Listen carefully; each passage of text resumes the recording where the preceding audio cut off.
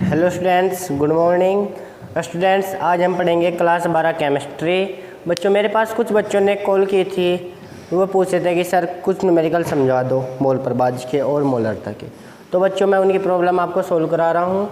तो मैं आपको आज आपका फर्स्ट न्यूमेरिकल है, इसने हमको दिया है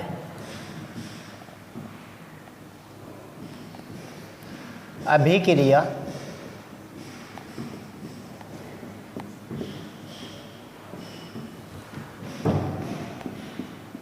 N2 + 3s2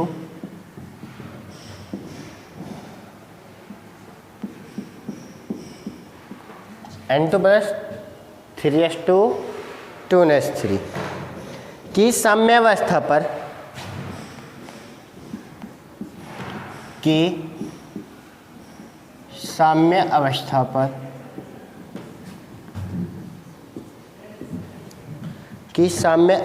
पर N2 तथा NH3 के मोल प्रभाज N2 तथा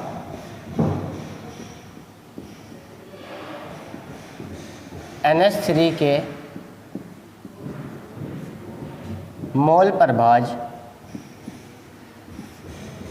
क्रम से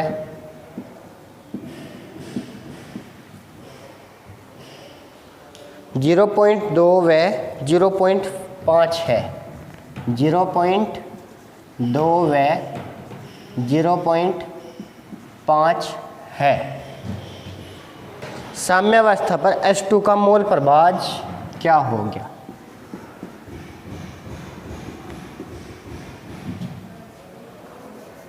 साम्य अवस्था पर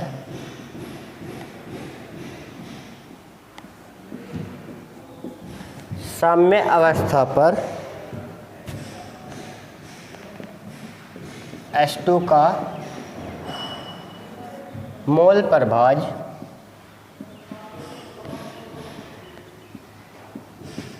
क्या होगा?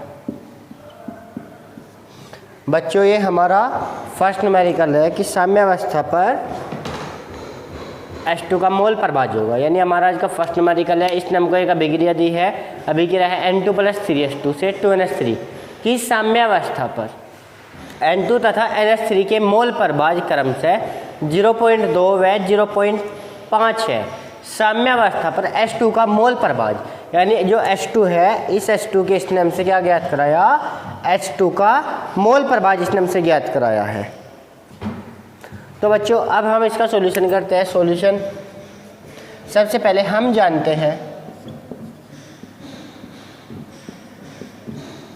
कि कोई भी विलयन है, विलयन में उपस्थित सभी अवयवों का, हमारे पास जो भी विलयन होगा, विलयन में उपस्थित सभी अवयवों का मोल प्रभाज हमेशा एक होता है। मान लो कि हमारे पास विलयन है XA + XB + XC, ये 3 अवयव है। तो कितने भी अवयव हो विलयन के अंदर, इनका जो मोल प्रभाज होगा हमेशा एक होगा। यानी विलयन में उपस्थित सभी अवयवों का मोल प्रभाज एक होता है। तो इसने हमको क्या दिया? N2, H2 और NH3 दे रखा है। तो इसने क्या पूछा हमसे? तो हम क्या होगा? X N2 + X H2 + X NH3 बराबर भी कितना होगा? 1।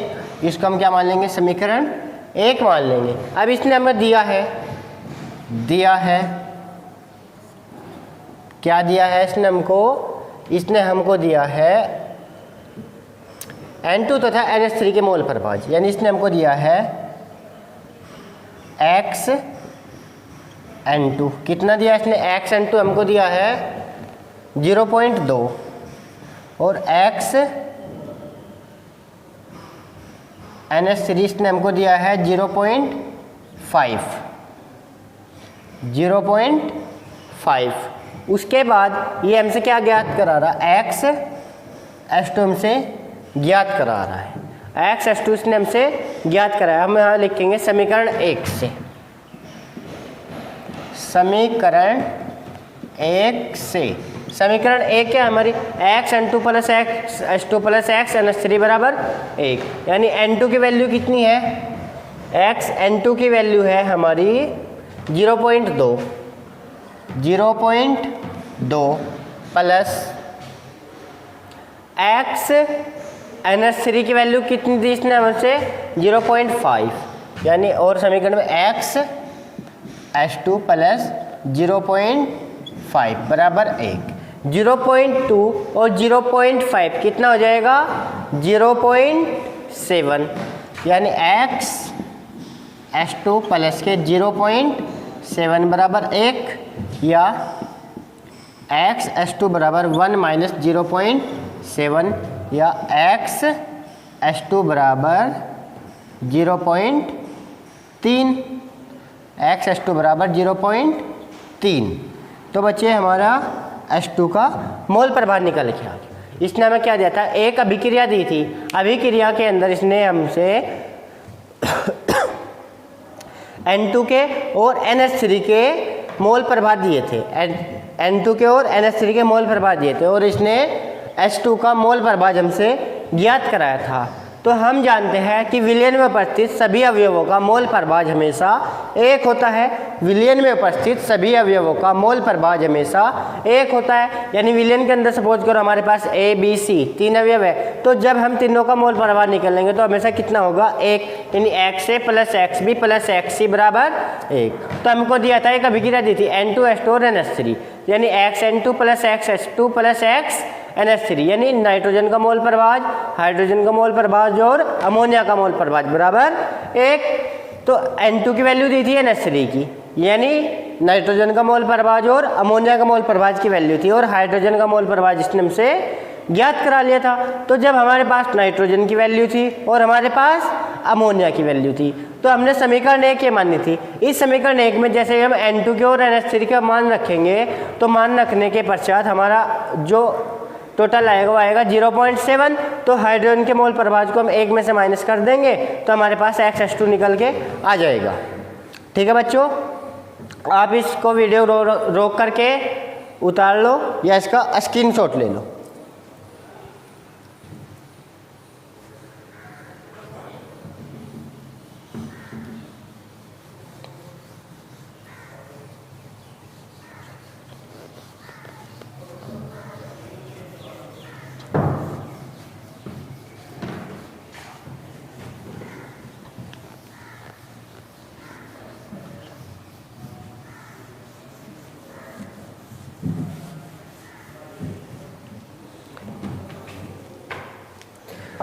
हमारा नेक्स्ट न्यूमेरिकल है, देखते हैं बच्चों। 36 ग्राम जल और 40 ग्राम एथिल एल्कोहल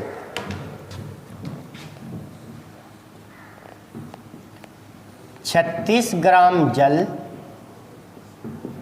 और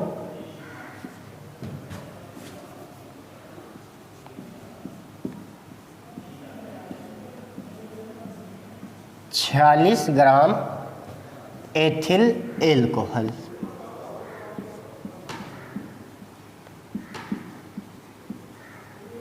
और 40 ग्राम एथिल एल्कोहल विलयन में दोनों का मोल प्रभार ज्ञात करो।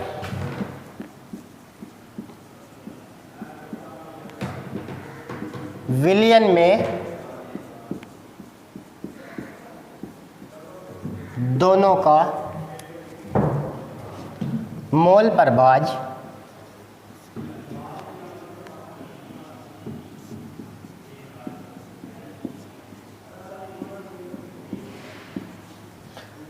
इसने क्या दिया, 36 ग्राम जल और 40 ग्राम एथिल एल्कोहल विलयन में दोनों का मोल प्रभार ज्ञात करो। 36 ग्राम जल और 40 ग्राम एथिल एल्कोहल, यानी हम यहाँ पे देखेंगे जो हमारा A होगा, A हमारा क्या होगा, A हमारा होगा एथिल एल्कोहल, A हमारा होगा एथिल एल्कोहल।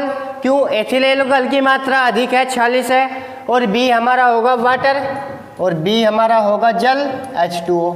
तो इसने हमसे क्या दिया, WA दे दिया और WB दे दिया।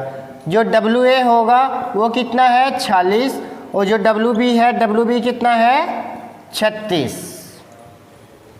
तो इसने हमसे क्या पूछा, इसने हमसे ज्ञात कराया XA और XB, इसने हमसे XA और XB इसने हमसे ज्ञात करा लिया। ठीक है बच्चों। तो अब हम जानते हैं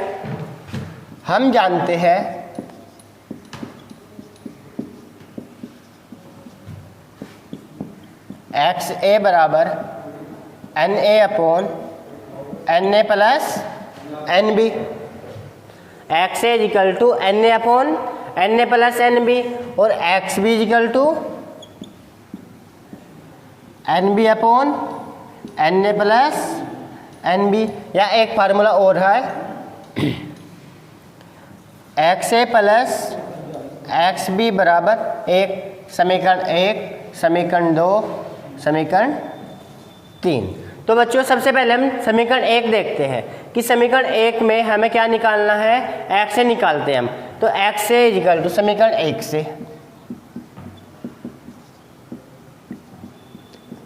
X A equal to N A upon N A plus N B.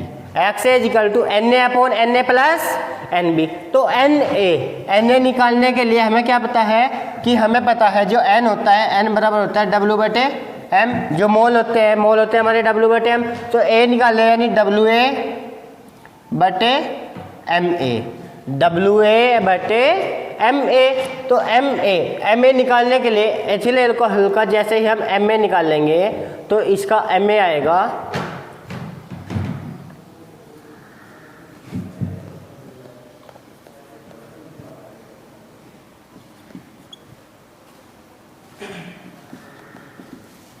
29, 30, 46 आएगा। एथिल एल्कोहल का जो एम ए होगा वो कितना होगा 46 और डब्ल्यू ए इसने हमको दे ही रखा है, यानी N A equal to W A भी इसका 46 और एम ए भी इसका 46, यानी इसका एन ए कितना आ गया 1 और एन बी निकाल लेंगे। अब हम निकाल लेंगे N B equal to W B बटे एम बी, डब्ल्यू बी बटे एम बी। तो अब हम जो वाटर का एम बी होता है, वाटर का एम बी होता है 18 और डब्ल्यू बी कितना दे रखा है इसने 36, यानी एन बी इजिकल टू 36 बटे 18 यानी 2 आएगा। एन ए हमारा 1 आया और एन बी हमारा 2 आया। अब हम फार्मूले में मान रख देंगे, यानी X A equal to N A upon N A plus N B, या X A equal to N A कितना हमारा, एन ए था हमारा 1 बटे और एन ए के 1 और एन बी कितना आया 2, यानी X A equal to 1/3, X A equal to 1/3। अगर इसको हम सोल्व करेंगे X A equal to 0.33 something आएगा, 0.33। एक्स ए आ गया हमारा 0.33, ठीक है। तो अब हम एक्स भी निकालते हैं। अब एक्स भी निकालने के लिए आपके सामने 2 फार्मूले हैं। अब जो हम एक्स भी निकाल सकते हैं, या तो एक्स भी हम निकाल लें N B upon N A plus N B से, एक्स भी निकाल लें N B upon N A plus N B से, या एक सिंपल सा formula X A plus X B बराबर 1, तो हम यहाँ से निकाल लेंगे, इससे जल्दी निकल जाएगा। तो X B equal to X A plus X B बराबर 1, या X B equal to 1 minus के एक्स ए, या X B equal to 1 minus के 0.33, या जो हमारा एक्स भी आएगा 0.67, यानी हमारा एक्स भी, यानी हमारा वाटर का भी मोल प्रभार निकल गया और हमारा एथिल एल्कोहल का भी मोल प्रभार निकल गया। अगर आपको इस न्यूमेरिकल में कोई भी प्रॉब्लम है तो आप पूछ लेना दोबारा से, आप इसका स्क्रीनशॉट लो और इसको नोट करो। अब हम नेक्स्ट न्यूमेरिकल देखते हैं। नेक्स्ट न्यूमेरिकल क्या है हमारा,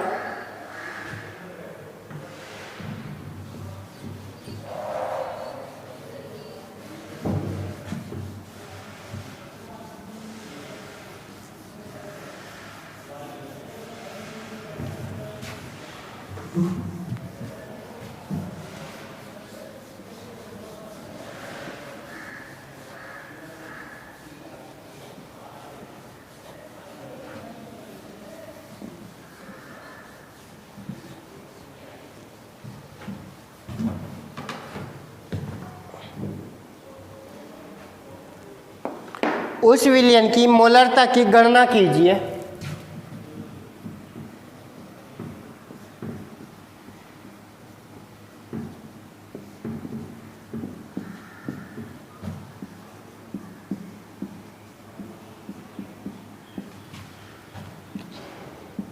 मोलरता की गणना कीजिए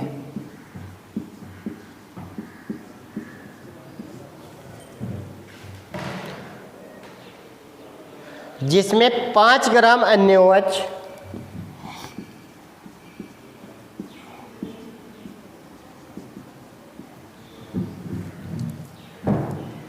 5 ग्राम NaOH 450 ml विलयन में घुला है। 450 ml विलयन में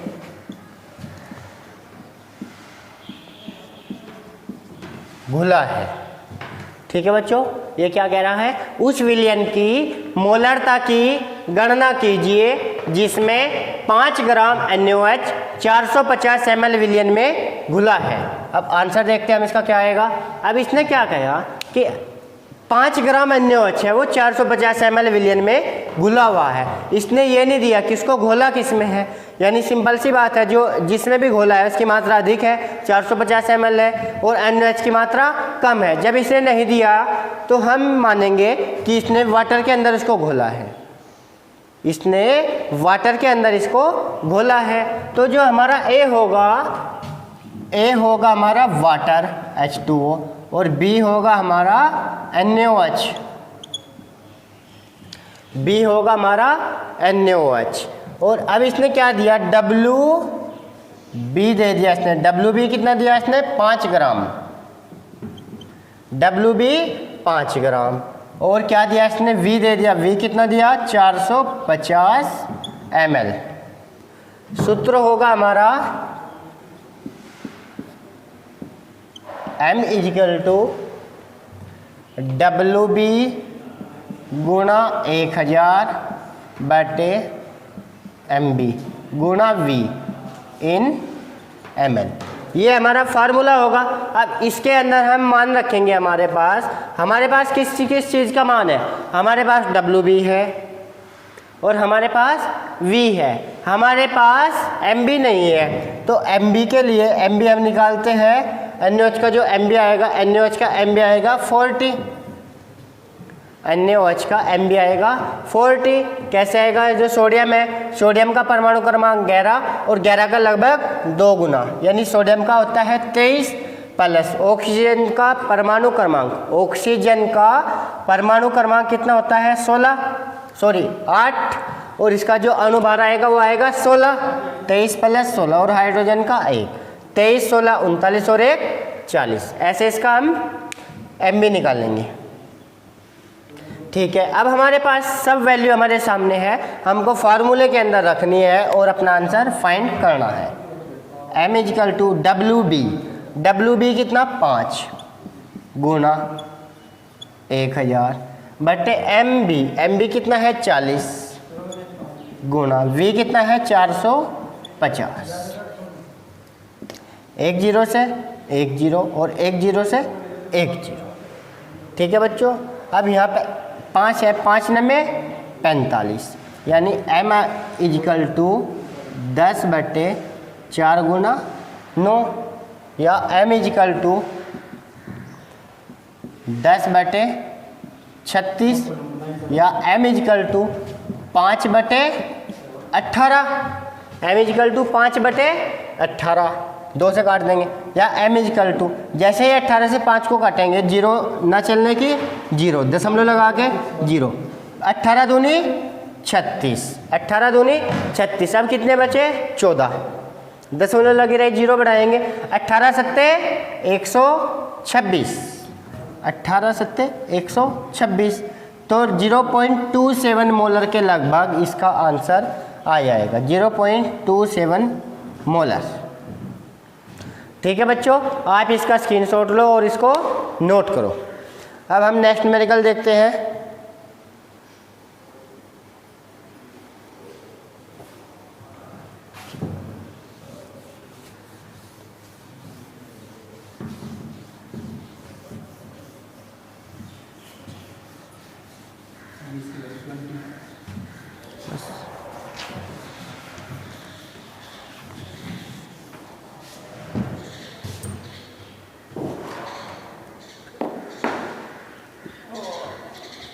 एक मिश्रण में ए के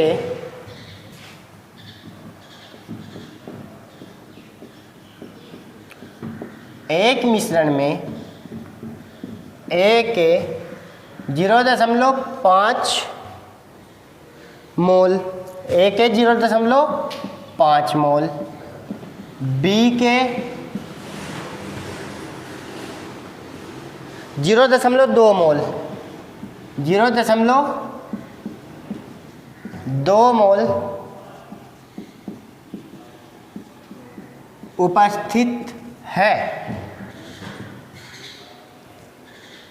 ए व बी के मोल अंश ज्ञात कीजिए। मोल अंश या मोल प्रभाज। ए व बी के मोल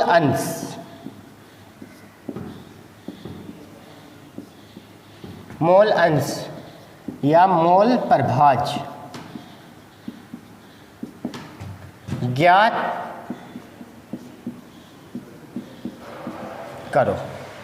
ए व बी के मोल प्रभाज ज्ञात कीजिए। यानी इसने क्या दिया कि एक कोई भी मिश्रण है, इसने मेंशन नहीं किया, दिया नहीं है कि वो मिश्रण किस चीज़ का है। उसने बोल दिया कि जो ए का मोल है, ए के तो 0.5 मोल है और बी के 0.2 मोल है, 2 मोल उपस्थित है। तो ए व बी के मोल अंश ज्ञात कीजिए। ए व बी के मोल अंश ज्ञात कीजिए। अब इस न्यूमेरिकल को बच्चों आप खुद करोगे, आपके लिए होमवर्क है ये। यदि आपसे यह न्यूमेरिकल नहीं होता है तो आप कमेंट करना, ठीक है बच्चों, इसको आप करोगे, आपके लिए होमवर्क है ये। आपको आज के किसी भी न्यूमेरिकल्स में किसी भी तरह की कोई प्रॉब्लम हो तो आप कमेंट करके बताना, अपनी प्रॉब्लम पूछना। थैंक यू बच्चों।